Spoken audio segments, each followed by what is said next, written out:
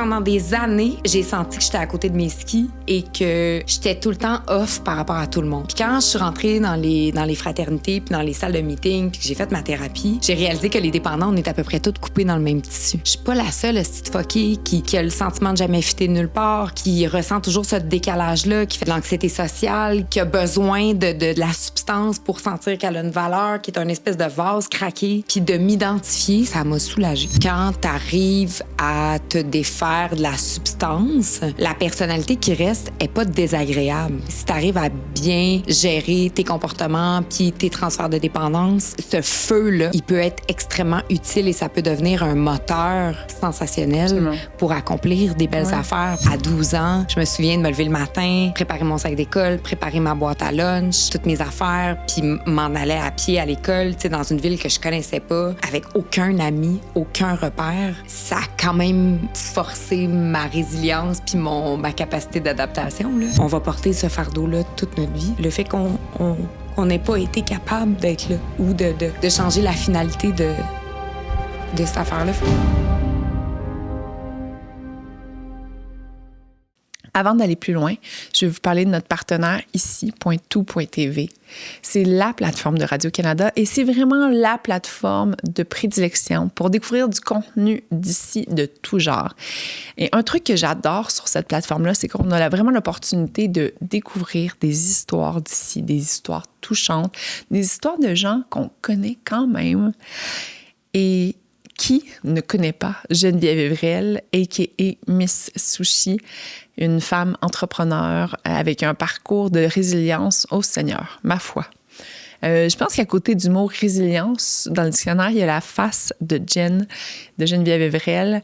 Donc, dans le documentaire « Maman est malade », on suit l'histoire de Jen, qui a été diagnostiquée par un cancer du sein. Et elle nous ouvre les portes de sa vie durant ce temps-là. On découvre vraiment un parcours de courage, d'amour, puis de bonne humeur aussi. C'est qui est comme, ça fait du bien au cœur. Donc, je vous invite à aller découvrir « Maman est malade » avec Geneviève Evrel sur ici.tout.tv dans la section des extras. Et vous avez toutes les informations dans la description de l'épisode ici. Merci à tout.tv. Bonne écoute, bonne découverte sur la plateforme et bon épisode. Mon amour des espaces sur le plateau, tu sais, je roulais, j'étais sur Rachel, puis j'étais comme... C'est le fun. C'est pouvoir un jour racheter un petit quelque chose à Montréal, j'aimerais ça. Mais en même temps, je vois pas qu'est-ce que j'en ferais. Dans le sens où nos enfants sont tellement jeunes. Mais t'es dans quel coin? À Granby. À Granby? Ah oui, moi, je fais Granby, Montréal tous les jours. Oh shit, OK. Puis, oui, ça y va, là. OK. Ah ouais. OK. On est parti. On est parti. On est parti. Hey. Wow! Seigneur, on est rentré dans cet épisode-là tellement rapidement que je me devais de prendre un moment de vous parler des commanditaires, des partenaires présentateurs de Un café avec Judith. Donc, premièrement, EasySign. EasySign, une entreprise bien de chez nous, dirigée par Caroline Charbonneau et sa fabuleuse équipe. EasySign, c'est une solution de signature électronique qui a été créée ici pour nous. Donc, l'équipe de EasySign, ils comprennent bien notre culture, nos lois, ce qui est important pour nous. On se fait répondre en français. Donc, si vous voulez les découvrir, allez sur leur site web, EasySign. Merci pour ce partenariat qu'on a même, je pense que c'est le premier épisode qu'on renouvelle dans la saison 2. Très excitée. Merci de votre confiance, EasySign. Et le deuxième partenaire dont je me dois de vous parler, c'est Nouvelle Vague. Nouvelle Vague qui est un nouveau partenaire qui nous sert les cafés en temps normal. Ça, c'est quand on n'oublie pas d'envoyer une invitation à PA. Chose qu'on a faite dans l'épisode de Marie-Pierre. Donc, Nouvelle Vague, c'est un distributeur de café de spécialité. Si vous n'avez pas pu écouter l'épisode dans le Vlogmas de Nouvelle Vague, allez le découvrir. C'est un crash course sur le café de spécialité. Et ben moi, ils ont changé mes matins, des matins plus doux, avec ma belle machine, mais de café spécialisé. Puis ça, c'est vraiment quelque chose. Vous allez voir, là, je dis tout le temps que c'est comme l'équivalent en termes de vin. Tu sais, au début, je buvais genre du Walleroo Trail dans ma jeunesse. Plus on vieillit, plus on devient sophistiqué. Et Nouvelle Vague me permet de m'épanouir dans ma sophistication de café spécialité. Donc, merci pour votre patience aux auditeurs et allez les découvrir, le Easy Sign Nouvelle Vague. Et on retourne dans cet magnifique épisode avec Marie-Pierre Morin. Puis là, mon petit réalisateur, il voulait absolument que je vous parle de lui. Donc, à la direction artistique et la réalisation, présentement, on a Toto. Merci, Toto. Il me pointe, là, mais tout le monde le sait que c'est mon fils. Viens ici!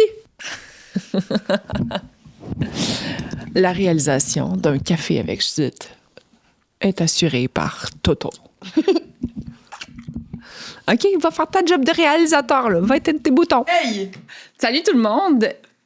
Je suis tellement excitée. OK, il faut que je vous fasse une petite confidence. J'ai peur. Depuis que j'ai lancé le podcast, là, je parle à la caméra. OK. Là, toi, t'es pas là. Je suis pas là. Depuis que j'ai lancé le podcast, mon invité que je veux vraiment recevoir, aujourd'hui, je la reçois. Fuck off. Je te jure. T'es sérieuse? Mais t'as changé ma vie. Mais tu le sais pas, mais t'as changé ma vie. Hein? Grain d'espoir, moi, ça a été très porteur pour moi. C'est vrai? Mm-hmm. Comment ça? Parce que je pense qu'on est... Je pense qu'on se rejoint sur beaucoup de points. Puis vous m'avez accompagnée dans... je peux pas croire qu'on commence comme ça, tabarouette. Mais vous m'avez accompagnée dans arrêter de consommer... d'arrêter de consommer de la coke. C'est vrai? Ouais. Ben voyons. J'ai eu une petite période où il y a peut-être un petit 2-3 ans, mettons, où pour finir mes soirées, puis là, tu sais, partir en soucoupe, là. Oui. Tu le dis souvent? Oui. Fait que, puis à travers ça, je me rendais compte qu'il fallait que j'étais pas fière, que je vivais absolument pas aucun fun. Puis c'est une phrase que Étienne Boulay a dit chez vous. Ouais. Puis tu sais quoi la phrase? Ouais, fais le scénario jusqu'au bout. Ouais. Yes. Hey man, je sais pas combien de monde elle a impacté, cette phrase-là. Mais c'est fou comment, des fois, tu sais, on entend une phrase dans un partage, dans une salle de meeting, elle reste avec nous. Puis ce qu'Étienne a fait en la disant dans son épisode, c'est qu'il nous en a fait cadeau. Oh mon Dieu, mais quel cadeau extraordinaire. Elle nous porte tous. Tu sais, moi, là, des fois, aussi, je me projette, puis je me dis, mettons que j'y retourné, là. Mettons que je le fais le film jusqu'au bout, là. Au bout, c'est de la merde, pareil. C'est de l'hostie. C'est de la merde. Tu consommes-tu encore de l'alcool? Oui. OK. Mais bravo d'avoir réussi à scinder les deux parce que pour moi, c'était intrinsèquement lié. Tu sais, moi, si, mettons, c'est ça, c'est un gateway. Ouais. Fait que si moi, je sais, demain, je prends un verre d'alcool, whatever, je sais que c'est une question de semaines, de mois, d'années avant que je retombe dans la poudre. Pour moi, ça allait ensemble. Puis c'est drôle parce que j'arrive pas... je change tout le temps d'idée. Je sais pas si je suis plus alcoolique ou toxicomane. Ah, okay. Je sais pas, c'est comme la poule ou l'œuf. Je sais pas qui arrive en premier. Ouais. Et comme je ne connais pas la réponse, j'aime mieux pas tenter le diable. Ouais. Fait que je me dis que je suis allergique aux deux puis que je suis mieux de me tenir loin des deux. Mais dans les deux cas, autant la drogue que l'alcool, ça faisait vraiment pas ressortir le beau chez moi. Non? Puis, oh mon Dieu, non. Non, puis tout le chemin... My God, on a plongé vite, hein? Hey, c'est fou. OK, une petite mise en contexte pour les auditeurs, parce que, de un, t'es chez nous. Oui. T'es chez nous. Merci. Ça, c'est les dessous de l'entrepreneuriat, parce que nous, on est en train de se lancer une business un studio média web. OK. Et... notre bail, on l'a juste le 1er avril. Bon. Fait que là, en attendant... Fais ça ici. On fait ça chez nous. Puis moi, j'adore inviter le monde chez nous. Moi, c'est comme une grande passion dans ma vie parce que je trouve que la connexion se fait tout le temps Plus que, mettons, dans un restaurant. Tu sais. Ben, ou n'importe où ailleurs. Ouais. En fait, je trouve ça très intime, tu sais, d'être dans ton cocon, Ben oui. dans ta vie. Je vais aller te montrer mes bobettes après. Oui, mais j'adore. J'adorerais ça. Mais je pense que, ben, on en a l'exemple, là. Tu sais, ça fait 2 minutes que je suis rentrée chez vous. Ah oui. Puis déjà, on est comme dans les grandes confidences. Ben oui, c'est ça. Puis, mettons, pour mettre en contexte les auditeurs, c'est qu'il y a eu un enjeu logistique. Ouais. Il y a eu une information qui s'est mal transmise. J'avais une Fait que toi, tu t'es rentré à quelque part, puis là, finalement, puis là, moi, j'ai le spectacle de Noël de mon gars. Fait que là, c'est comme, OK, il faut tourner là. Fait qu'on y va. Fait que j'adore ça qu'on est Ouais. tombé en plein. T'es-tu tannée d'en parler? De quoi? De mettons... De dépendance? Ouais. Non, parce que, tu sais, mettons, ce que tu viens de me dire, je l'ai jamais entendu. Ton histoire puis ton parcours, je le connais pas. Et chaque histoire, puis chaque partage, puis chaque parcours influence le mien. Puis me fait grandir, puis me fait apprendre sur moi, puis me fait me questionner. L'humain m'intéresse profondément, puis l'humain qui a fait un bout dans Garnotte encore plus. Ah, je sais, moi aussi. Je suis ouais. passionnée des mangeux de écorchés, Garnotte. ouais. Je pense que... Surtout ceux qui réussissent à faire du beau, du grand. Mais il y a comme... Ouais. Mais c'est ça, c'est souvent dans notre intensité que... T'es-tu une fille intense? Non. Par définition, quand tu regardes à côté de dépendance, je pense que vitesse, intensité, démesure, excès vont de pair. Je pense que c'est ça. Par définition, on est tout ça. On porte tout ça. Mais quand tu arrives à te défaire de la substance, la personnalité qui reste n'est pas désagréable. T'sais, si tu arrives à bien gérer tes comportements puis tes transferts de dépendance, ce feu-là, mon chum me parle souvent du feu des dépendants, il peut être extrêmement utile et ça peut devenir un moteur sensationnel. Absolument. Pour accomplir des belles affaires puis faire avancer les projets. T'sais, là, tu pars ton studio de podcast, tu fais celui-ci, t'es une entrepreneur dans l'âme. Je pense qu'il faut aussi remercier cette partie-là de nous qui nous amène à nous dépasser. Oui, c'est ça. Puis, mais je dis souvent qu'on a les défauts de nos qualités. Oui. Mais là, laisse faire si tu veux le faire tout seul, l'épisode. Non, mais c'est correct. Je peux y aller finalement au spectacle de mon gars. Bonjour, bienvenue à un café avec Judith Pétain. Mais on est tellement typecast. Moi, il y a quelque chose de rassurant là-dedans, de me rendre compte que je suis pas spéciale. Hey, je suis tellement là-dedans ce temps-ci. Là. Ah ouais? Mais qu'est-ce que tu veux dire avec ça? Je vais t'expliquer ma vision après. Ben, c'est parce que pendant des années, j'ai senti que j'étais à côté de mes skis et que j'étais tout le temps off par rapport à tout le monde. Puis quand je suis rentrée dans les fraternités puis dans les salles de meeting puis que j'ai fait ma thérapie, j'ai réalisé que les dépendants, on est à peu près tous coupés dans le même tissu. Ouais. Puis ça m'a apaisée. J'ai fait, OK, je suis pas la seule. Je suis pas la seule petite fuckée qui a le sentiment de jamais fitter nulle part, qui ressent toujours ce décalage-là, qui fait de l'anxiété, de l'anxiété sociale, qui a besoin de la substance pour sentir qu'elle a une valeur, qui est une espèce de vase craqué. Puis de m'identifier, ça m'a soulagée. Mais mettons, puis ça, je t'ai entendu déjà le dire à quelque part, mais mettons, t'avais pas besoin d'aller dans un centre pour les rencontrer. C'est fucké-là, dans le sens qu'on traîne les rues, là. Oui.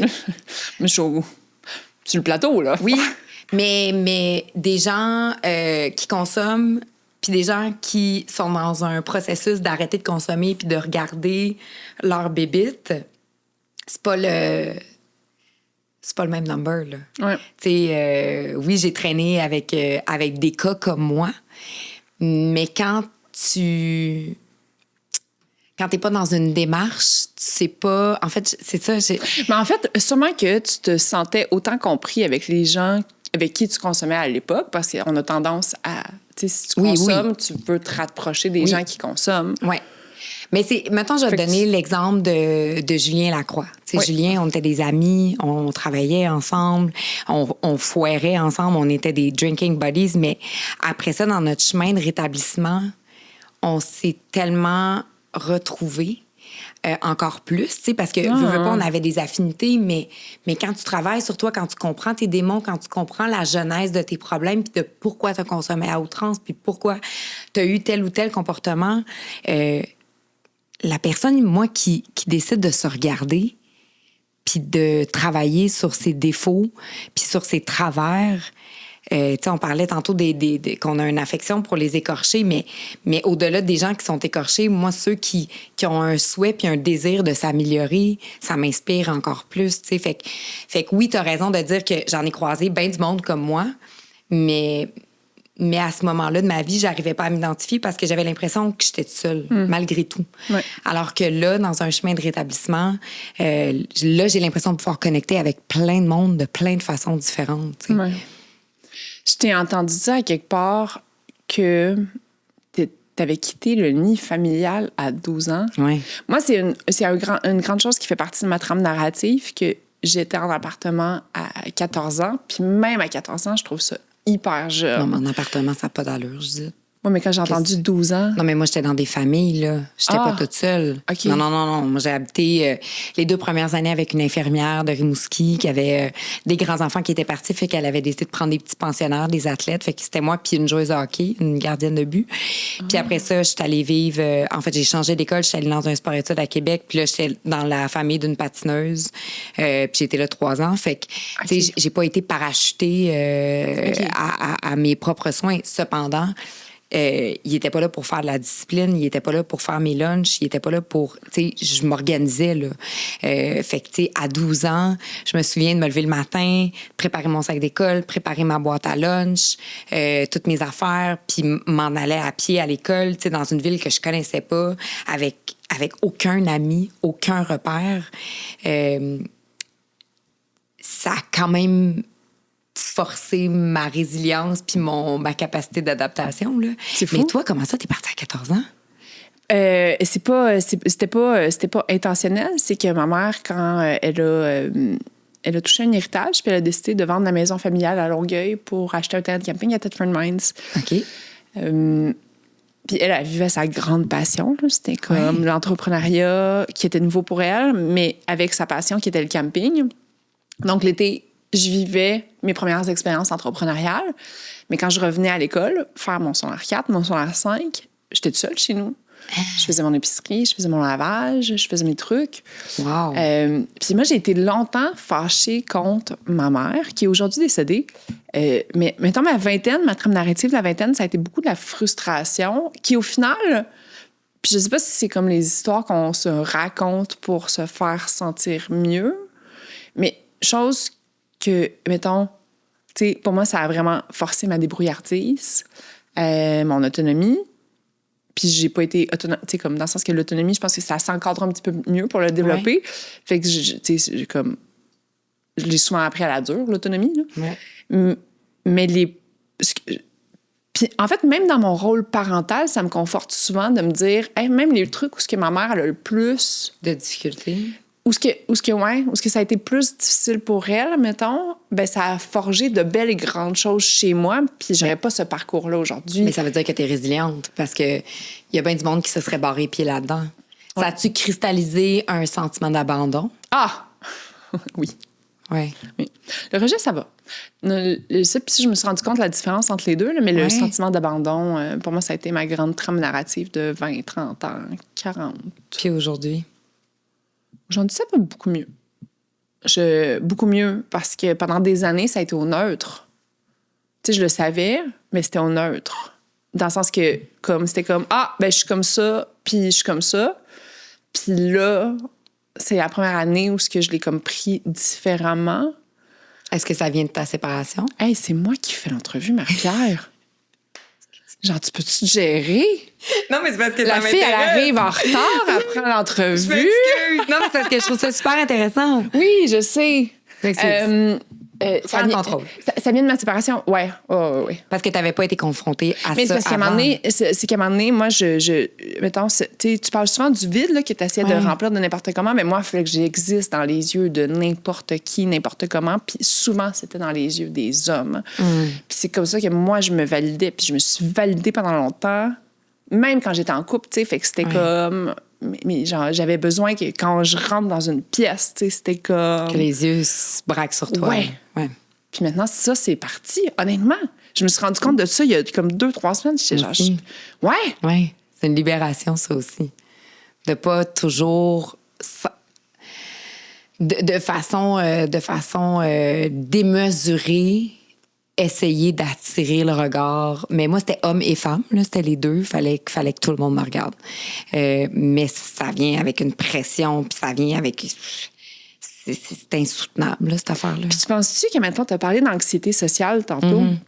Tu penses-tu que le fait de devoir tout le temps être the life of the party, puis comme, tu sais, comme alors la que moi, grande je Marie-Pierre arrive, ça met quand même une pression dans une soirée quand you can just be, puis tu sais, au pire, t'es la fille qui est assise dans la chaise, puis... Mais vois-tu, je sais encore pas je suis qui. Dans le sens où, tu sais, moi, j'ai été cette fille-là, tu sais, qui faisait le party, qui était, tu sais, dans la démesure, puis dans vouloir faire rire tout le monde, puis vouloir toute l'attention, puis après ça, quand j'ai arrêté de consommer, j'ai pas... Tu sais, il y a eu la pandémie. Après ça, je suis tombée enceinte de ma fille. Je suis retombée enceinte de mon gars. On habite à Granby. J'ai pas de vie sociale. Je vois personne. Fait que je me suis pas recréé une identité sociale. Fait que ça, je sais encore pas... tu sais, j'ai pas l'impression d'avoir réémergé de ça. Mais à ma défense, je vois pas où est-ce que je rentrerais une vie sociale dans ma vie en ce moment. Et ça ne me manque pas. Non? Non. Mais mettons, une vie sociale, tu veux dire, même avec tes amis proches? Oui, je les vois pas. Ah ouais. Ben, dans le sens où, tu sais, moi, j'ai une amie qui habite sur le plateau. Ma meilleure amie était dans les Laurentides. Elle vient de déménager à Boucherville, mais elle était maman monoparentale. Elle travaille comme une folle. Mon amie Mylène est à Rivière-du-Loup. Elle est grand-maman, mais c'est une jeune grand-maman là, de deux petits garçons. Fait que, tu sais, mes amis sont loin. Moi, ma fondation, c'est ma famille. Fait que, tu sais, c'est mon père, ma mère, mon frère Mathieu, les parents à mon chum, puis mon amie Marie-Pierre qui habite sur le coin de la rue. Puis c'est elle que je vois, mais on se voit, on va glisser l'après-midi, puis le soir, on rentre chez nous, là. Fait que, tu sais, on dirait que je suis à cette phase-là de ma vie, puis je l'accepte, cette affaire-là. Puis à un moment donné, il y a autre chose qui va monter, puis je l'accueillerai rendu là, puis je verrai qui je suis. Mais de pas me forcer à aller super au restaurant quand ça me tente pas, faire des activités sociales ou aller dans des premières des affaires que j'ai aucun hostie d'intérêt à aller. Ah, zéro. Non. Mais je l'ai faite à l'endroit, à l'envers, et ça m'a rendue profondément malheureuse. Tu sais, quand je suis arrivée, j'ai dit, j'en fais pas des podcasts. J'en fais pas parce que je suis bien chenou. Tu sais, moi, je fais de la radio du lundi au jeudi. J'ai Mox. Tu sais, j'ai des partenariats avec WeCook. Tu sais, je sais que... Oui, on a eu Michel. Avec Buick, tu sais, mon implication avec le Douglas, j'ai déjà l'impression d'en faire beaucoup. Fait que quand je peux être chez nous, au neutre, c'est ce qui me remplit de bonheur. T'as-tu l'impression des fois que tu cherches comme à te punir d'une certaine façon? Par rapport à quoi? Ben, je sais pas. Tu sais, mettons, dans le sens de pas avoir de vie sociale, c'est comme si je me punissais? Non, mais mettons, tu sais, de un, parce que, tu sais, on peut-tu dire que t'as été cancel? T'as été cancel? Oui. Ouais, t'as été cancel. Ouais. Très violemment. Ouais. Puis t'as fait comme ton retour en étant très rigoureuse dans ton rétablissement, dans ta transparence, dans vouloir aider les gens, dans bien travailler, genre, tu sais, comme... Fait qu'il y a-tu une partie de toi qui... Tu sais, on aime ça se taper sa tête en tant qu'humain, là? Oui. Mais je suis pas là-dedans. Non? Non. En fait, l'inverse. J'essaie au mieux de mes capacités d'être douce. Parce que rapidement, moi, je peux devenir fucking Machiavel dans ma tête puis me lyncher tout seul. Là. Je suis toute capable de faire ça. Ouais. Mais ça m'a rien amené de bon dans les dernières années. Tu sais, avant d'arrêter de consommer, c'est aussi cette voix-là qui était en train d'avoir the best of me. Là. Fait qu'il a fallu que je change mon verbatim intérieur, que je sois capable de me dire « Hey, t'as tellement de valeur que c'est correct que tu cours pas le ventre à terre pour être dans toutes les hosties de première, puis que être sur des éco-vedettes, des ci, des ça. C'est là où, pour moi, c'est mon ego malade qui embarque. Parce que Marie-Pierre, qui est avec ses enfants, son chum, mes parents, les parents de mon chum, ça, c'est assez. C'est assez pour mon bonheur. Puis c'est l'inverse de me punir. C'est me prendre soin. Oui. C'est vraiment ça que j'ai réalisé, tu sais. Fait qu'il faut que j'arrête de me forcer à être quelqu'un que je suis pas. Je suis une ermite, puis je pense que c'est correct. C'est pour vrai. Tu sais, j'ai besoin de préserver mes énergies, j'ai besoin de préserver mon intimité, j'ai besoin de... Moi, j'haïs ça, parler. Mon chum, il serait ici, là, il paniquerait. Il serait comme, wow, est-ce que ça me dit des affaires que ça fait genre 6 mois que j'essaie de faire cracher? Mais voyons donc. Je ne parle jamais de mes émotions, de comment je me sens. Ah! Je vais te parler de la job, je vais te parler de mes enfants, je vais te parler de plein d'affaires. Tout ça dans le souhait d'éviter de parler de moi. Fait que, admettons, si on était collègues, là, présentement, tu débarques, puis, admettons, tu t'es chicané avec ton chum hier, puis comme... Si ça fait un bon micro à la radio, je vais le faire. J'adore. Mais comme dans le meeting, j'en parlerai pas. OK. Parce que je... Mais c'est quoi la différence, d'abord? Mais c'est parce que, en fait, je suis une hypersensible, puis tout m'affecte. Fait que si, mettons, je vis quelque chose de tough, c'est tellement long pour moi de le processer que de devoir en parler, je me mets dans une position qui est tellement vulnérable. Puis je suis mal faite en maudit parce que je sais que ça me fait plus de tort de garder ça en dedans que d'être capable d'en parler, tu sais. Mais c'est un exercice que je trouve encore difficile, tu sais. Puis moi, quand j'ai fait le temps de pause là, dans lequel je n'ai fait que ça, là, de la thérapie, 3 fois semaine, 3 meetings par semaine, plus de réseaux sociaux. Je n'étais que dans un objectif d'aller creuser à l'intérieur de moi pour comprendre qu'est-ce qui était brisé. Puis à un moment donné, je suis devenue épuisée de ça. Parce que ce chemin-là, intérieur, d'aller fouiller dans tes bébites, de brasser de la vieille marde, là, à un moment donné, j'étais comme... Là, je pense que j'ai besoin de légèreté. Là, j'ai besoin de plus parler de moi, de plus parler de ma souffrance. Puis je passais aussi par un moment où j'étais dans la colère, là, que c'était étouffant. C'est fou, hein, ça? Mais en même temps... Mais parce que, mettons, tu rouvres des anciennes... blessures ou des... Ouais, c'est ça. Mais quand tu sors de la phase d'autoflagellation, d'apitoiement, de « je suis une merde, je ne mérite pas de vivre », puis que là, tu tombes dans une colère, au moins, tu te remets en mouvement. Parce que la colère, c'est une émotion mouvement. Ouais. Fait qu'au moins, tu n'es plus dans une torpeur, tu n'es plus emprisonné puis paralysé. J'aime tellement ce que tu dis. Fait que ça a été libérateur. Mais la portion colère, là... À un moment donné, là, j'avais hâte que ça décloche. Fallait que ça arrête. Là.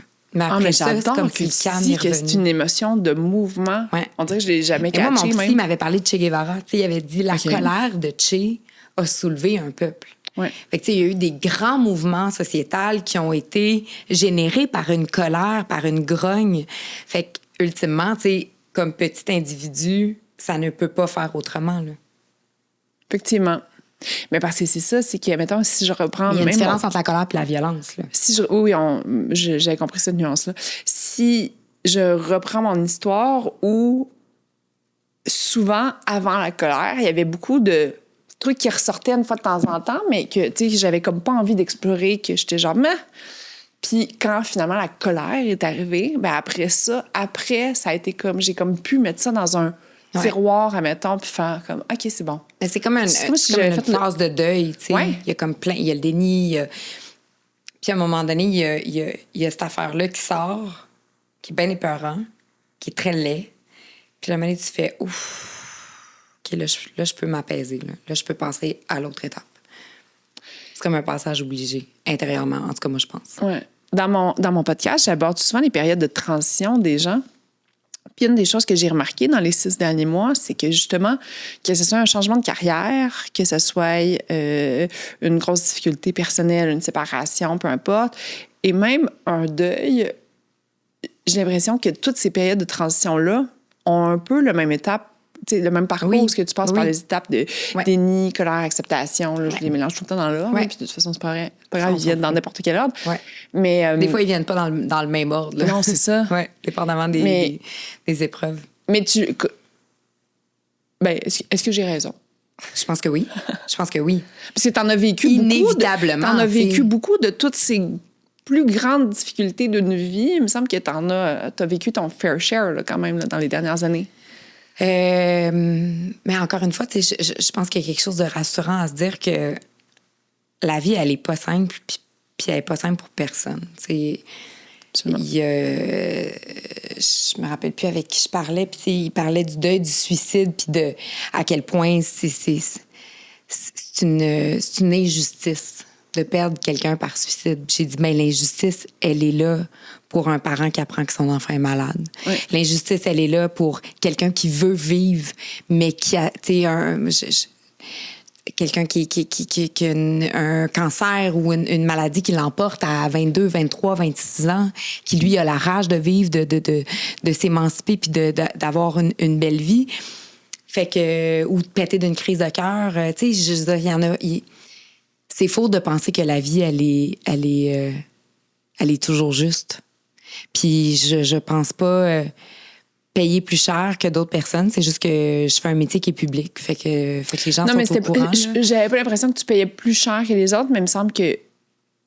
Ben, j'ai eu une vie avec des épreuves. Oui, c'est ça. Mais encore une fois, je pense que ça vient vraiment dans la façon dont tu te perçois. Tu sais, moi, je considère que je suis dans la surabondance d'amour, de qualité d'humains qui sont autour de moi, des relations que j'entretiens autant avec ma famille qu'avec mes partenaires d'affaires, de la qualité des projets sur lesquels je travaille, les équipes avec lesquelles j'ai la chance de travailler. Fait que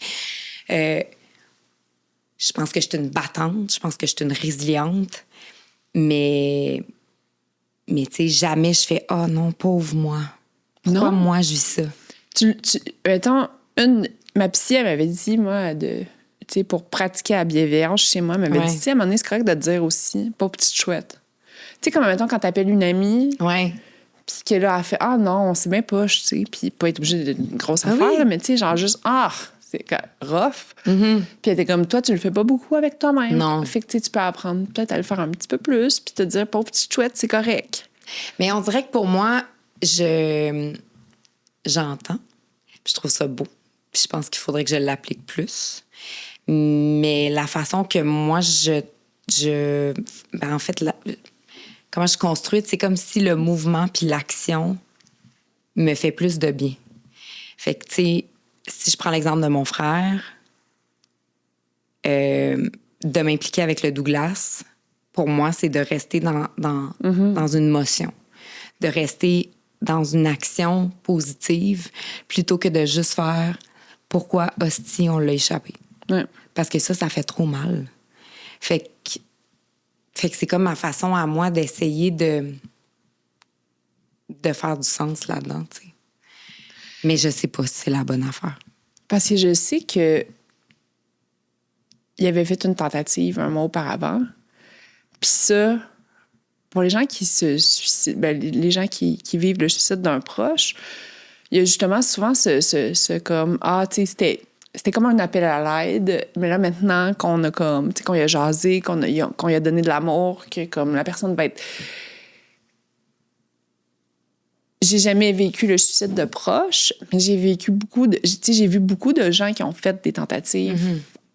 Puis heureusement, ils ne sont jamais passés à l'action. Genre, ça doit être comme...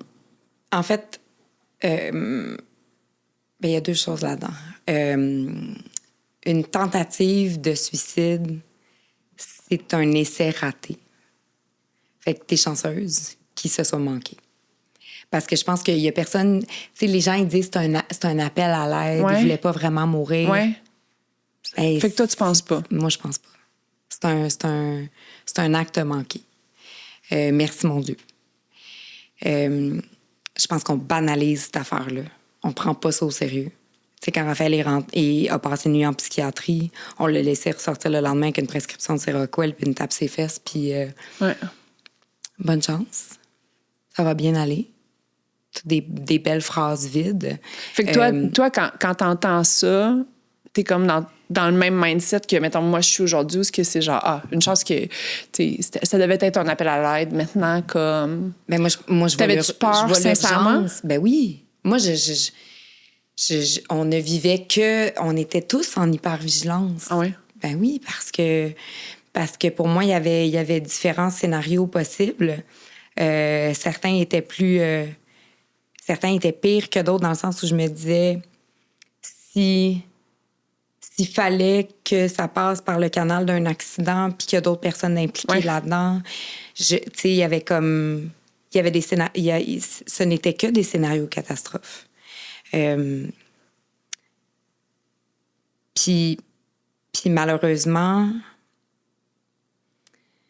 il y a quelque chose de fataliste là-dedans, là, mais quelqu'un qui n'arrive pas à s'aider, quelqu'un qui est tellement dans la souffrance, puis qui est tellement dans un endroit de détresse.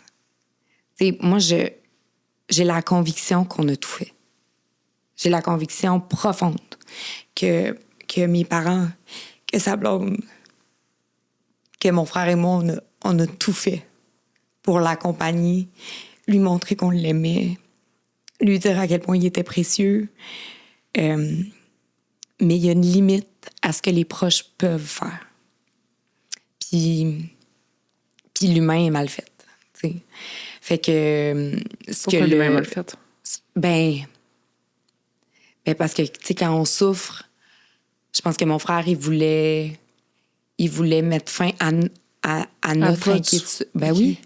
Je pense que dans plusieurs cas, tu sais, puis les gens qui font des tentatives puis qui sont encore là pour en témoigner, souvent, c'est ça. C'est comme un geste d'amour pour dire « je vous libère », alors que c'est l'inverse. On va porter ce fardeau-là toute notre vie, tu sais.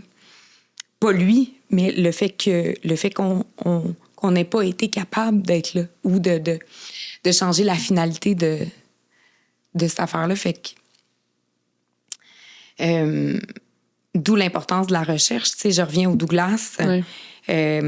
Plus on va comprendre le cerveau, plus on va comprendre les gens qui sont en dépression, plus on va être apte à les aider, les encadrer, puis à peut-être trouver des nouvelles façons de déceler les signaux de quelqu'un qui est sur le point de passer à l'acte.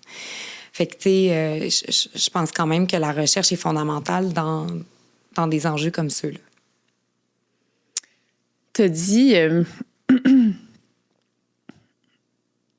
T'as dit que, tu sais, lui, dans sa tête, c'était quasiment une libération de vous, puis que c'était limite comme que lui, de son point de vue, il percevait un peu comme un geste d'amour, dans le sens que c'est vraiment twisted mind, là, mais t'es-tu capable de voir un peu le geste? Tu sais, genre...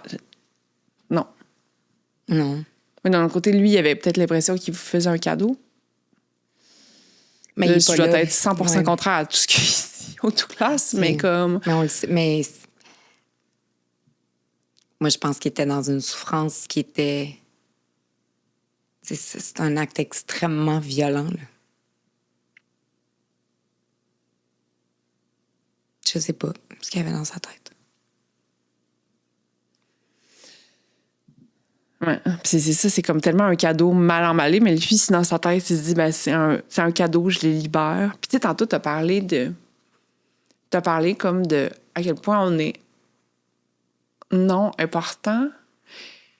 Puis je sais pas si c'était dans cet angle-là que tu le disais, mais moi... On n'est pas spécial, tu veux dire? Ouais, c'est ça. Mais moi, il y a comme une portion de moi qui me dit, calvaire, on est genre 8 milliards d'habitants sur la planète. Comme à un moment donné, tu sais, on est-tu... Tu sais, j'essaie de relativiser des choses comme ça, je pense, des fois, en me disant, on est-tu si... Tu sais, mettons, genre, mes problèmes, à moi, là, sont-tu si importants que ça, là, ou genre, à un moment donné, comme... Ouais. Pas vraiment. Tu sais, même le fait qu'on soit là, puis que je parle de moi, tu sais, il y a quelque chose de quand même... tu sais, je veux dire, ce que je vis, puis ce que ma famille, on a vécu, il y en a des dizaines de milliers des familles comme ça. Tu sais, encore une fois, je reviens à la phrase de « on n'est pas spécial », mais ce qui nous unit, ces familles-là et nous, c'est de connaître cette souffrance-là, d'avoir perdu un être cher au profit ou comment je dirais? À cause de la santé mentale, en fait. Mon frère, c'est un beau mélange d'enjeux de santé mentale, de diagnostics qu'on n'aurait jamais vraiment eu. Qu'est-ce qu'il y avait, Ralph? Y avait-tu eu des commotions, des enjeux de dépendance? Ouais. Ben, c'est un genre de hockey? Non, il faisait des sports extrêmes. Là. Il faisait du snowboard, il faisait du skate, il a fait du cirque. Il était casse-cou. Puis en consommation, je pense qu'il s'est blessé souvent. Fait que, tu sais, on n'aura jamais toutes les réponses. Je m'excuse de t'avoir regardé là-dedans pendant pas longtemps, mais c'est quand même un sujet qui me fascine. J'en connais très peu des gens qui ont vécu ça. Puis effectivement, je crois Mais puis les gens n'en parlent pas. Mais c'est ça. Puis je trouve que tu as une super de belle approche dans le sens que si tout le monde s'impliquait dans les causes qui sont près de nous. Tu sais, ma mère, elle a été diagnostiquée de la SLA, puis à partir de ce moment-là, de la sclérose latérale amyotrophe, puis c'est comme ça qu'elle est décédée. Puis à partir de ce moment-là, pendant les 4 années qui ont suivi, je me suis impliquée dans le conseil d'administration, puis aidée dans cette organisation-là. Puis je me disais, je peux rien faire d'autre. C'est la seule affaire. Puis pour moi, c'était aussi un moyen de la garder en vie, de la garder comme... Elle était décédée. Sa mémoire. Oui, c'est ça. Ben oui, puis je pense que la philanthropie, puis l'implication, puis le bénévolat, il y a une partie de la clé là-dedans. T'sais, on n'arrête pas de dire qu'on est une société individualiste, qu'on se crise des autres, qu'on a tout le temps le nez dans nos téléphones. Moi, ce qui donne un sens à tout ce que je fais, je pense que là, les gens commencent à comprendre, t'sais. C'est comme tous des vases communicants. Fait que t'as la dépendance, les enjeux de consommation, t'as la santé mentale. Fait que là-dedans, il y a le Douglas. Là, j'ai fait le défi 28 jours, d'avoir lancé ma ligne de mocktail, Mox. Pour moi, c'est tout est lié. C'est de donner un sens à cette existence-là, puis de ne pas faire que des choses pour augmenter mon profit ou mon capital. Moi, de m'impliquer dans des causes dans lesquelles je crois, c'est ce qui donne un sens à tout ce que je fais. Sinon, ça donne quoi? Moi, je serais beaucoup plus fière si mes enfants, un jour, parlent de mon implication en philanthropie que du fait que j'animais un show de radio le midi à rythme. Là. Puis ça enlève rien à mon métier d'animatrice. Mais je pense que de prendre action puis de m'impliquer dans des causes que je trouve importantes à ma petite mesure, puis avec ma force d'homme, tu sais, c'est tout ce que je peux faire, tu sais. Fait que je trouve que c'est le minimum, au moins, de ce que la voix que j'ai grâce à mon métier peut amener, tu sais, puis en faire bénéficier des causes dans lesquelles je crois. J'aime ça quand même, le fil rouge, comme tu viens de dire. Tu sais, on dirait que tout est... Puis j'ai pas l'impression que c'était prévu, planifié, puis qu'à un moment donné, tu as dû te retourner, puis tu as dû faire « Ah! Ouais. Makes sense! » Oui. Mais c'est comme si naturellement les cartes se sont placées. Ouais. Puis moi, j'ai plus d'agent depuis 5 ans. Puis un peu moins que ça. 3 ans, 4 ans, je sais plus. Mais on dirait que, je sais pas, chaque pas que je fais me dirige vers la prochaine affaire. Puis on dirait que comme je laisse mon cœur dicter tout ce que je fais, naturellement, ça s'est comme tout placé comme ça. Fait que ça me rend super fière, mais ce serait faux de dire que j'avais un agenda puis tout était planifié. Non, c'est ça. Je sais, ouais. Ça paraît que c'est très... ça a été très... comme organique. Oui, puis je pense pas que, mettons, je pense pas que tu aurais pu dire, OK, parfait, il y a 4 ans, voilà le plan. Oui, c'est ça. Ouais. Non, puis tu sais, on remonte à Grain d'espoir, quand j'ai parti Grain d'espoir. Ça fait combien de temps, Grain d'espoir, que vous avez lancé? C'était en 2021, genre. J'avais 1 an de rétablissement. Fait que ça fait 4 ans. Puis c'était un outil que j'ai fait de façon super égoïste. Moi, j'avais envie d'entendre l'histoire des gens. Oui. J'avais envie de parler de rétablissement. Je trouvais que c'était tellement un tabou, puis que ce qui se passait dans les salles de meeting, c'était tellement vivant. Je me disais, faut que les gens entendent ça, tu sais. Puis ultimement, moi, ça me gardait dans mon rétablissement, puis ça a solidifié une amitié avec Jean-Claude Télémac, tu sais, qui est un intervenant, qui est encore dans ma vie aujourd'hui. Fait Fait que, tu sais, les gens qui me disaient merci, je me sentais bien mal de prendre le crédit parce que j'étais comme, bien honnêtement, je le fais pour moi, là. Fait que oui, je pense que c'est ça. Là, ça s'est fait naturellement. Mais, OK, aide-moi à démêler quelque chose de mon bord. Okay? Vas-y. Moi, je me suis lancée ce podcast-là un peu pour la même chose, dans le sens que, pour moi, j'étais dans cette période de transition-là. J'avais envie de voir comment les autres personnes l'avaient navigué. Puis je me suis dit, tu sais, j'ai la chance d'avoir un réseau quand même assez exceptionnel. Fait que si je suis capable de faire quelque chose avec ça, ça pourrait être intéressant. Mais là, je vais mieux. Mais là, il y a une fille qui m'a écrit cette semaine. Qu'est-ce que t'as écrit? Puis elle m'a dit, je te suis depuis le début, je suis en période de transition, tu m'aides vraiment beaucoup, mais on le sent que tu vas mieux. Puis nous. C'était pas, mais c'était comme... Là, tu sais, t'es revenu dans ton mindset entrepreneurial, genre de la fille qui est comme, genre, go, puis c'est quoi le 2.0 de toi? Mais t'es comme, nous, on est... Tu sais, il y en a certains qui sont encore en transition, puis qui sont encore débarbouillés, puis qu'on a envie de les entendre, ces histoires-là, puis on se sentait bien de savoir que toi, t'étais là-dedans, mais là, maintenant, toi, tu vas mieux. Puis j'ai vraiment comme été... J'ai pogné un 2 minutes, puis j'étais genre, mais c'est vrai? Mais tu te sens-tu coupable de ça? Ben, pas avant ce message-là. Non, mais attends. Mais après ça... Mais je pense que... Mais en fait, j'ai comme l'impression que c'est comme si je manquais de sensibilité par rapport aux gens qui sont encore in the messy middle.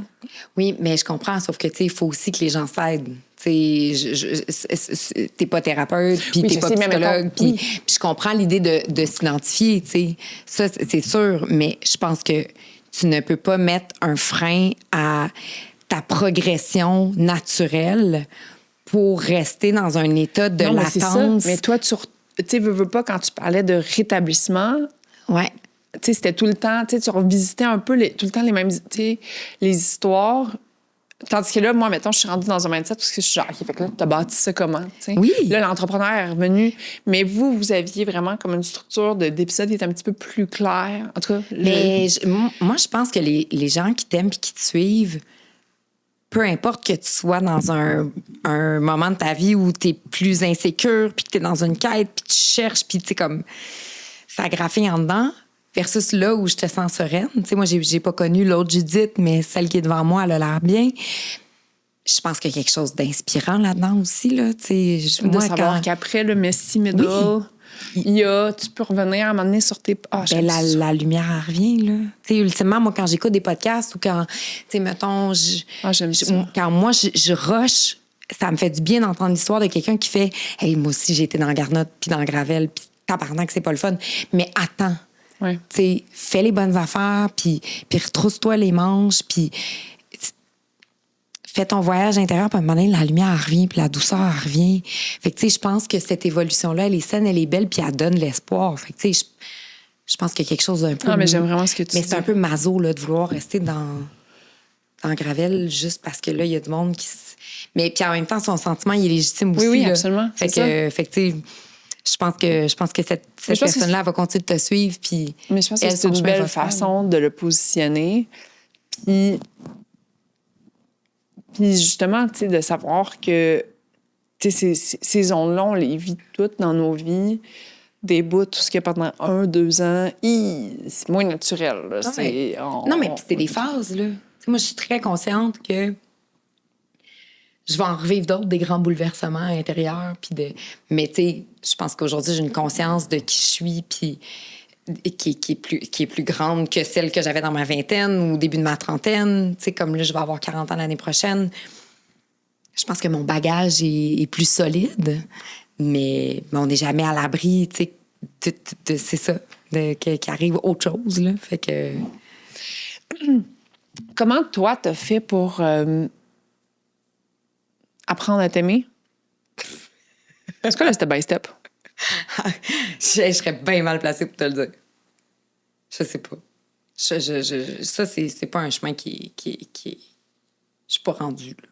OK, fait que, mettons, reculons il y a 10 ans. Est-ce que Marie-Pierre s'aimait? Ben non. Ben, sur certaines choses, tu devais t'aimer un peu. Pas beaucoup. Non? Oh non. Oh non. C'était pas rose, là. Non.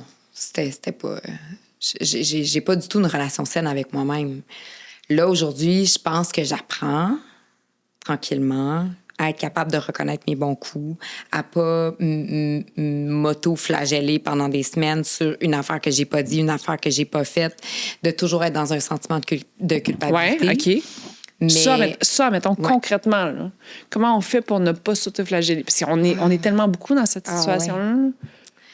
Tabarnouche. Éclaire-nous de ta sagesse, Marie-Pierre. Parce qu'on a toutes des approches différentes de comment on réussit à le faire. Je pense que le lâcher-prise reste la clé, là. Puis, tu sais, ça reste un concept quand même assez flou, là, le lâcher-prise. Ouais.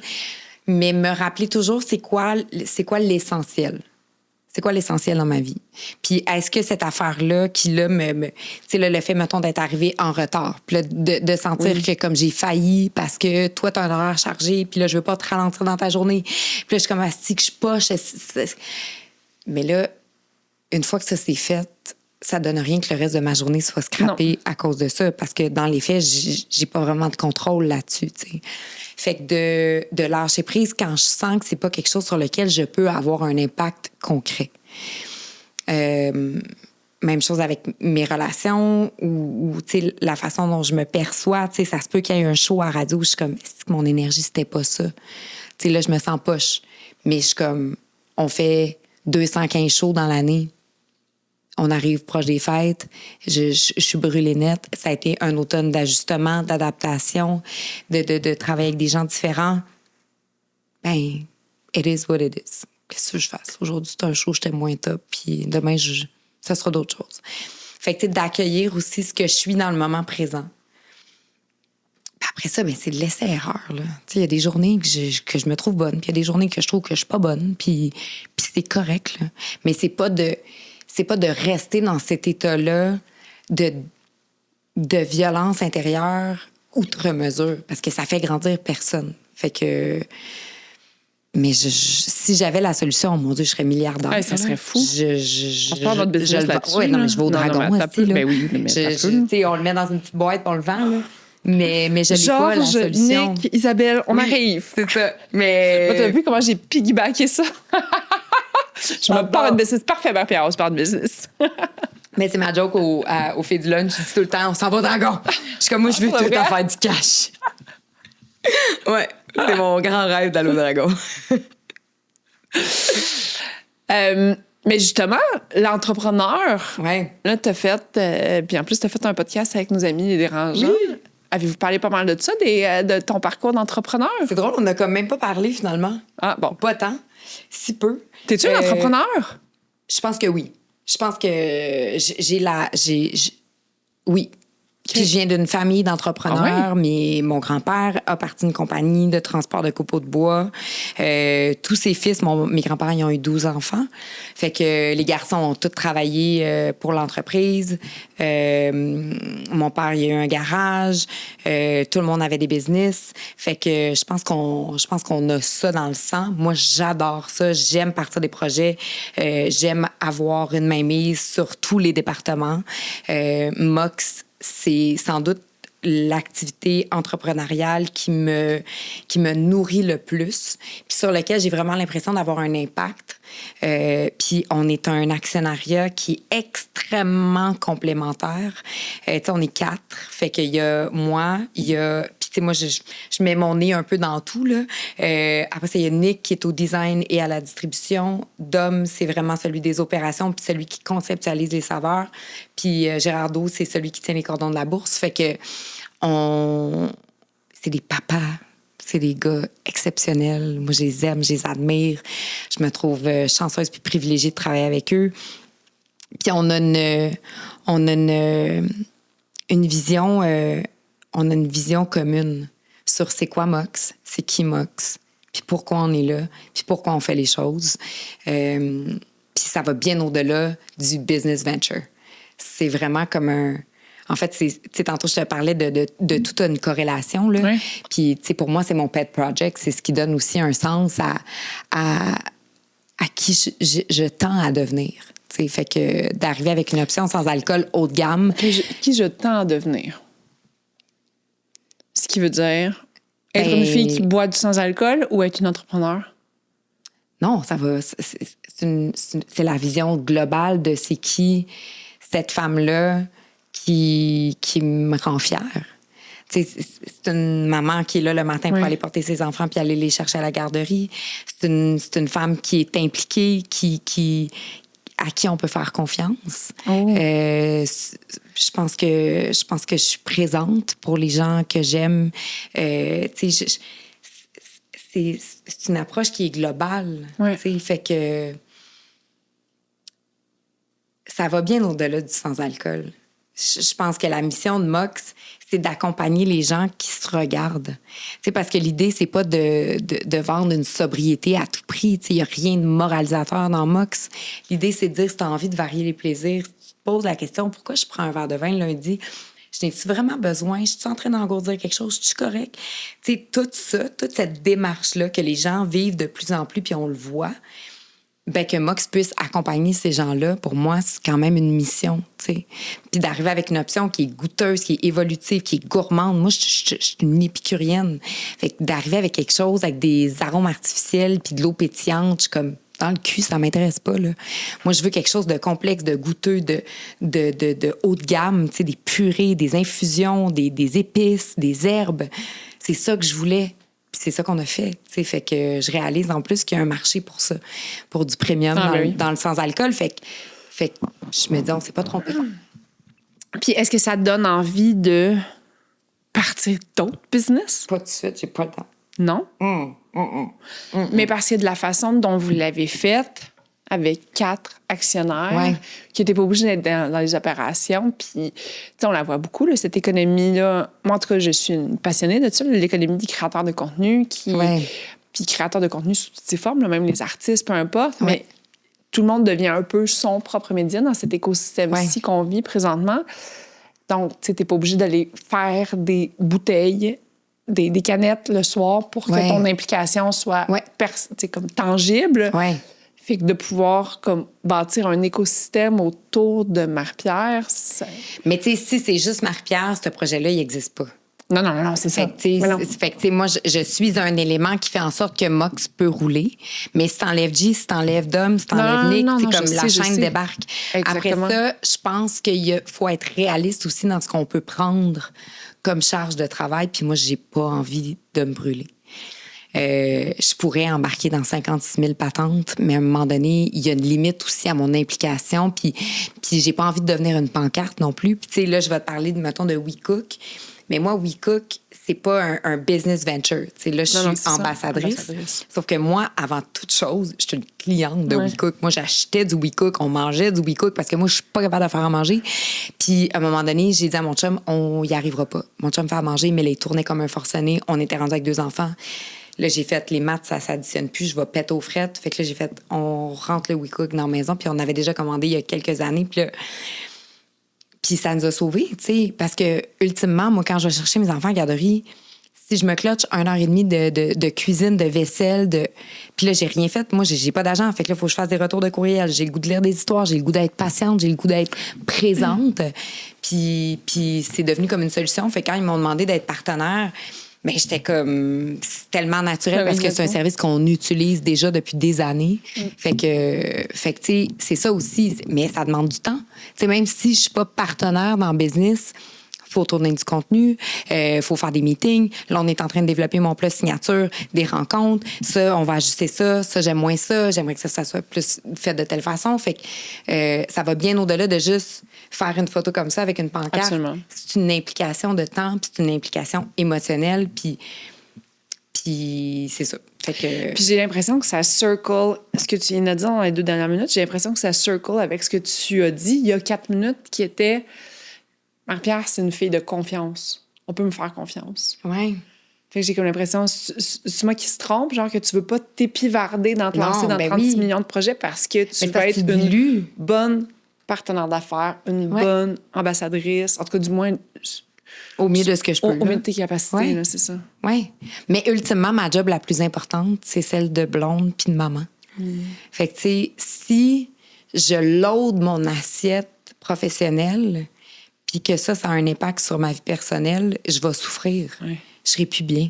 Fait que je ferai plus rien correctement parce que je vais me faire chier. Fait que j'aime mieux en prendre moins, faire moins d'argent, mais j'en fais assez pour bien vivre. Puis j'ai pas un rythme de vie qui coûte cher. Fait que, tu sais, à un moment donné, faire de l'argent, mais pourquoi tu veux faire de l'argent de même? Tu sais, ça nourrit quoi à l'intérieur de toi? Moi, j'ai une insécurité financière qui est tout le temps présente. Mais à un moment donné, il faut que je me rende à une évidence où je suis comme... Mais j'en dépense pas autant que j'en fais. Fait que je peux en mettre de côté, puis c'est correct. Je pense que ma relation avec l'argent est de plus en plus saine aussi. Ouais, c'est le fun, ça. Ouais. Et moi, je rêve de gagner 80 millions là, au Lotomax. Je rêve à ça. Mais comme tout le monde, tu sais. Puis après ça, ce que j'ai dans mon compte de banque, c'est correct aussi. Tu sais, puis il y a des moments où on en fait plus, il y a des moments où on en fait moins, puis dans ce temps-là, on resserre les dépenses, puis c'est tout.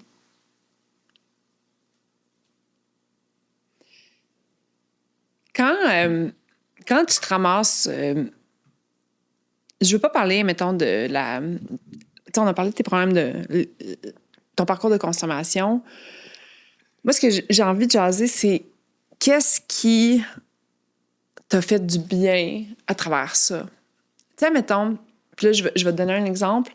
Mais mettons, moi, à un moment donné, dans ma zone de transition, je me mettais comme trop de pression à trop rebâtir tout vite. Puis à un moment donné, c'est comme quand j'ai slacké la pédale douce. Puis pour moi, c'est la créativité. Mm-hmm. C'est de redécouvrir comme, tu sais, le moment présent, là, mais tu sais, faire du jardinage. Ou, tu sais, puis ça, j'en parle souvent, là, mais tu sais, faire du jardinage. J'allais faire de l'épicerie à un autre endroit que je faisais l'épicerie d'habitude. Tu sais, faire d'autres choses. Fait que pour moi, ça a été la créativité qui a fait en sorte que la Judith, elle est revenue. Toi, c'est quoi? Mais c'est drôle parce que c'est le mot que j'ai utilisé en thérapie. Quand ils m'ont dit « Qu'est-ce que tu vas faire du reste de ta vie? » J'ai dit « J'en ai aucune idée. Mais je sais qu'il va falloir que je trouve une façon de créer. » Puis c'est passé par plusieurs vecteurs. Grain d'espoir en a été un. Mox en a été un. Puis je pense que mes enfants en ont été un aussi. Puis il faut pas donner de responsabilité à nos enfants. Tu sais, moi, mes enfants n'ont pas la responsabilité de mon bonheur. Ils n'ont même pas la responsabilité de m'aimer. Ils ont juste la responsabilité d'être ce qu'ils sont. Ouais. Puis moi, ma job à moi, c'est de les accompagner au mieux de ce que je peux. Puis d'être disponible, puis d'être à l'écoute, puis d'être douce.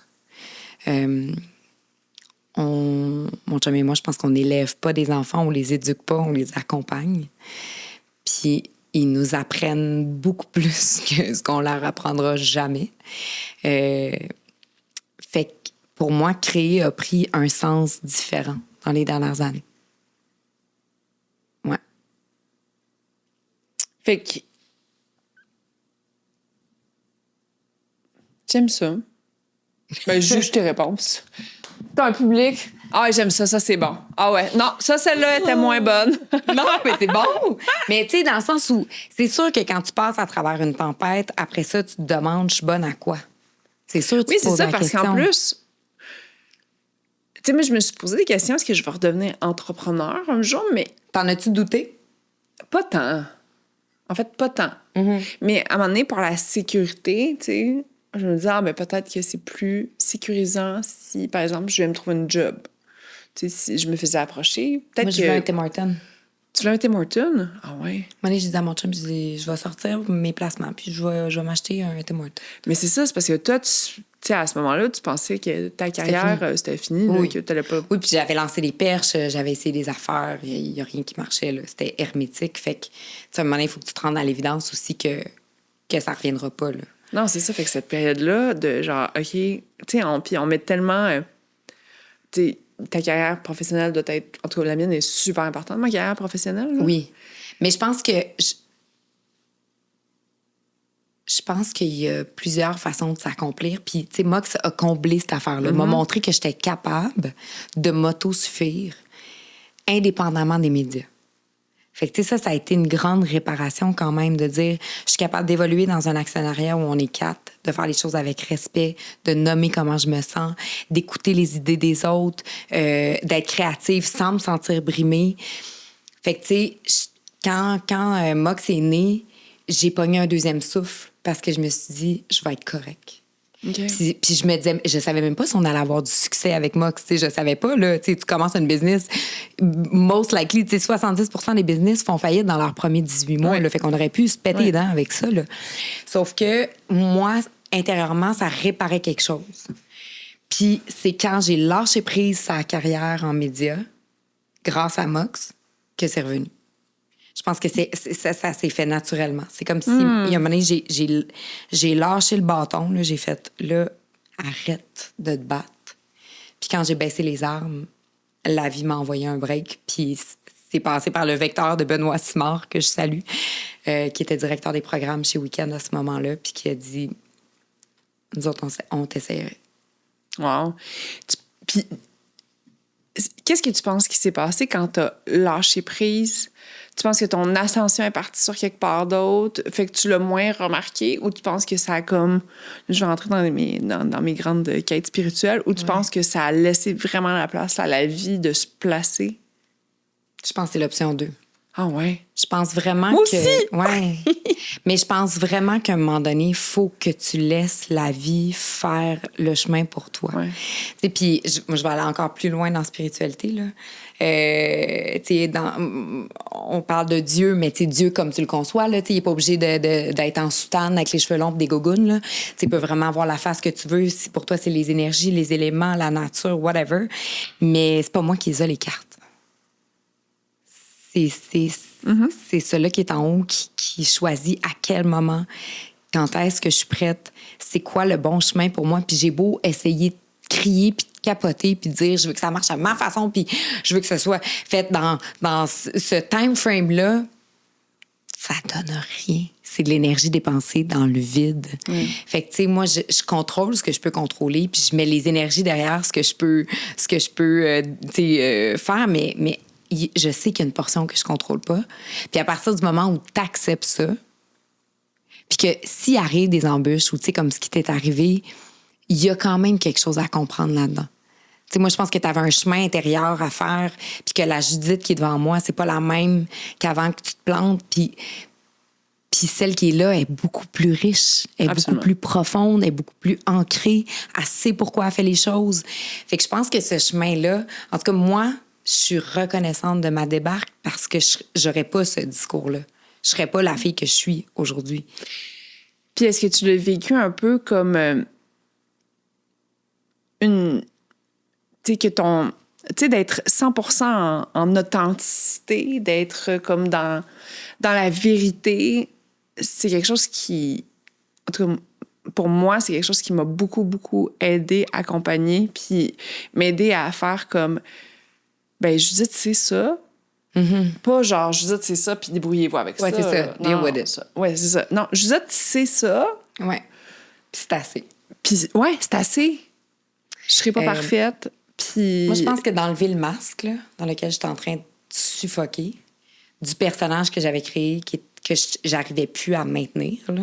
Mais c'était quoi le personnage que tu avais créé? Ben, c'est quelqu'un de vulgaire, de loud, qui crée des réactions, qui va faire exprès de choquer ou de... C'était tout le temps vrai, hein? Ben oui. Je sais pas, on dirait qu'il fallait tout le temps que ça revole, là, tu sais. Ouais. Alors que... Tu penses-tu que c'est Occupation Double qui t'a comme tellement collé cette étiquette-là qu'à un moment donné, c'est devenu genre ton MO? Oh, je suis même pas allée là. J'ai pas la... Vas-y, Marie-Pierre. Ah ouais, je sais pas. Mais je pense que ça s'est fait naturellement, puis c'est parce que je me suis beaucoup fait valoriser à travers ça. Tu sais, moi, je me souviens d'arriver sur des plateaux télé puis de me faire dire on est content de ça là parce qu'on le sait que quand t'es là, ça revole, puis tu nous surprends.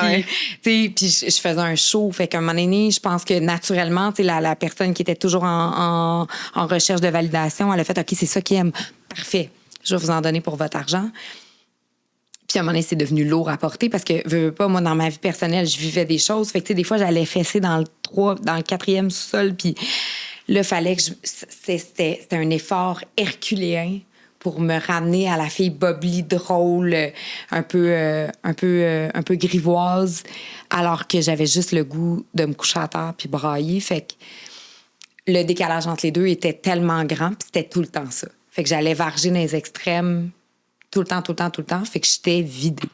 Fait que je réalise que le milieu, qui est vraiment le fun. C'est le fun dans le milieu. Il y a du monde qui trouve ça plate. Moi, je trouve ça rassurant. Ouais. Ben, pour avoir été une fille qui a tout le temps vécu soit à 10, soit... Puis même pas à 10, là, genre 17. Moins 10, c'est ça. Ouais, c'est ça. Ouais. Dans les extrêmes, il y a quelque chose de très... ouais.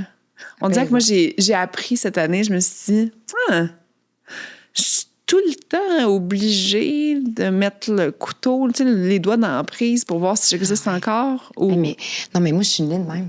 Moi, là, ma mère, elle me racontait là, que quand j'étais bébé, là, je me couchais à côté du calorifère, je me mettais à la main dedans, il me brûlait, je me levais, j'ai crissais 2-3 coups de pied, je me recouchais, je me remettais à la main. Oh non! Je faisais ça des heures durant. Là, ma mère, elle me prenait, elle allait me mettre plus loin, je repartais, j'allais me recoucher à côté du calorifère et je continuais de me brûler systématiquement la main puis de me choquer après le calorifère. Fait que, tu sais, te dire que c'était ma vie allait être à l'image de cette affaire-là. Je pense qu'on est avec une identité. Visiblement, moi, la mienne, elle était très claire, là, que j'allais repousser les limites, que j'allais tester, à quel point je peux tirer sur l'élastique avant qu'il me pète d'en face. Fait que oui, je pense que je suis née de même. Mais moi, c'est ça. Tester. Mais on peut changer. Oui, je sais. Je pense fondamentalement qu'on peut s'améliorer. Les fondements de qui je suis restent les mêmes, mais j'essaie tout le temps de peaufiner puis de ramener les affaires qui me dérangent, moi, puis qui peuvent aussi irriter mon entourage, mais ultimement, je le fais pour moi, là. Est-ce qu'auparavant, tu jugeais, mettons, mettons, genre, vivre à 6, comme vivre dans le médium, là, ça pouvait avoir de l'air plate? Puis moi, c'était ma hantise. Là, je regardais ça. Puis... Ouais, j'avais peur de ça. Ah oui. C'était très confrontant. Là. Moi, mettons, j'arrivais dans un bar et quelqu'un ne buvait pas. Là, c'était une mission de vie de te faire boire. Là, il n'y avait plus rien qui existait. Là, je me débâtissais. Là. Et la seule chose qu'il fallait que je fasse, c'était de convaincre de prendre un verre. Mais c'est parce que j'étais moi-même pas capable de vivre avec moi. Fait que quelqu'un qui était comme at peace... Puis, non, ça va, j'ai pas besoin de boire. Moi, si les fils se touchaient, là, je devenais complètement zinzin. Ah oui. Mais c'était trop confrontant parce que moi, je pouvais pas concevoir être dans un bar puis pas boire parce que parce que j'étais tellement mal puis je savais tellement pas comment interagir avec les autres qu'il fallait absolument que je sois torchée. Fait que quelqu'un qui était bien avec lui-même, c'était trop pour moi, là. Ouais. Puis, tu penses-tu que c'est parce que toi, tu voulais pouvoir te torcher en paix, fait que la personne qui était là, comme sobre, servait un peu de genre... Je pense que c'était Tu vas tant avec ton genre de... Même si la personne te juge pas, là, mais genre comme... Toi, tu vas t'en souvenir de ce qui va se passer ce soir, fait que comme... Ah, je pense que j'allais pas là. Non? Non, c'était vraiment juste genre... Et du fun. Ouais, je sais même pas. Ça aussi, c'est intéressant.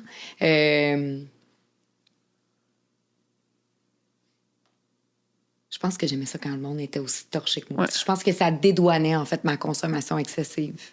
C'était peut-être plus ça. De sentir que j'étais pas la seule arrache. Parce que, tu sais, mettons... en esti la brosse, là. Moi, je voulais tout le temps que le monde soit aussi chaud que moi. Fait que ça m'a coûté un bras puis une jambe. Ah, mon Dieu. Oh, mon Dieu. Oh, mon Dieu. Wow. Oh, j'ai l'impression que je passe moi en entrevue. C'est weird, hein? Puis à part ça, je dis... Non. Mais parce que, mettons, on a beaucoup parlé, puis là, tu peux me dire si, genre, tu n'as pas le goût d'aller là, mais, tu sais, mettons, tu as été comme, je sais même pas si on dénoncé ou peu importe, en tout cas, comme, on a callé out ton comportement, puis il y a bien du monde qui ont fait, amenons-la au bûcher, puis il y a d'autres mondes qui ont fait, on s'entorche un peu.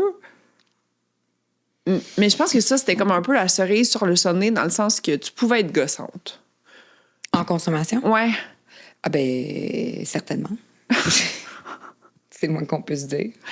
Puis encore là, je pense qu'il faut pas banaliser non plus. Non. Puis absolument pas, absolument pas, parce que moi... pas non plus démoniser cette affaire-là. Je pense que j'ai eu des écarts de conduite. Puis dans ce temps-là, il y a deux possibilités. Là. Soit tu te mets la tête dans le sable et tu fais non, c'est jamais arrivé. Soit tu fais ben oui, j'ai pas été cool, puis je vais tout faire en mon pouvoir pour réparer. Puis moi, c'est le chemin que j'ai décidé de prendre. Fait qu'après ça, si les gens continuent de m'haïr, puis les gens veulent m'en vouloir jusqu'à la fin des temps, mais ils ont le droit. Tu sais, je dis pour vrai, je suis rendue là dans ma vie là, où je suis comme, je les accueille, ces gens-là. sont aussi en droit de ne pas vouloir que je sois dans l'espace public que ceux qui ont le goût que je sois là. Mais tu as raison de dire qu'on a tous été confrontés à se poser des questions sur moi, est-ce que j'ai déjà eu des débordements dans mes comportements? Oui, c'est ça. Puis de dire, tu sais, dans mes années où je travaillais dans les bars, début des années 2000, on faisait des affaires qui étaient pas nécessairement cool, mais que à cette époque-là, c'était comme... ça passait encore... mais dans les faits, ça se fait pas. T'sais, fait que je pense qu'on a toutes fait ce chemin-là de faire OK, oui. Est-ce que je suis honteux par rapport à certaines situations? Si je suis honteux, pourquoi? Puis peut-être mais même dans le choix des mots, dans l'humour. Peut-être qu'il faudrait pas. Oui, mais tout ça. Fait que je pense que ça a eu du bon overall pour beaucoup de gens. Oui. Mais moi, je te le dis, moi, ça a eu l'effet d'un miroir où ce que... j'avais aucune notoriété à l'époque, j'en ai un petit peu plus maintenant, mais j'avais vraiment, fait que c'était pas ça, mais c'était vraiment juste, j'avais des employés, puis je me suis dit, OK, mais attends un peu, est-ce que moi, je me sens tout le temps, puis je trouve que, j'ai comme l'impression qu'on a poussé l'élastique puis pour essayer retrouver un milieu. Essayer de trouver, c'est ça. Avant, c'était pas assez. À un moment donné, c'est devenu trop. Je sais pas quand c'était trop. Mais sociétalement, je pense que ça a été utile quand même. Absolument. Je pense que ça nous a mis un miroir en pleine face puis ça nous a...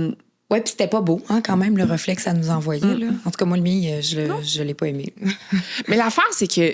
Mais Nancy Cano a changé cette affaire-là. Oui, mais mettons, tu dis c'était pas beau. Mais, moi, il y a quelques affaires que... Mais justement, pour moi, ça a été genre, oui, mais j'ai pas envie que...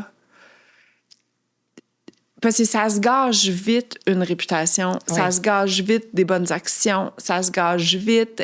Il faut pas que t'en fasses... Aujourd'hui, plus que jamais. C'est pas 10 bonnes actions, une mauvaise action. C'est pas, la mathématique, elle se fait pas comme ça. Non. Là. Non. Genre, si tu blesses les gens, ils vont, même si t'as été bien fin avant, ils vont se souvenir de ça. Exact. Et avec raison. Là, fait comme... Mais absolument. Puis, tu sais, je pense que pour moi, ce qui ressort de toute cette affaire-là, c'est quoi la société dans laquelle moi, je veux évoluer puis dans laquelle je veux que mes enfants évoluent.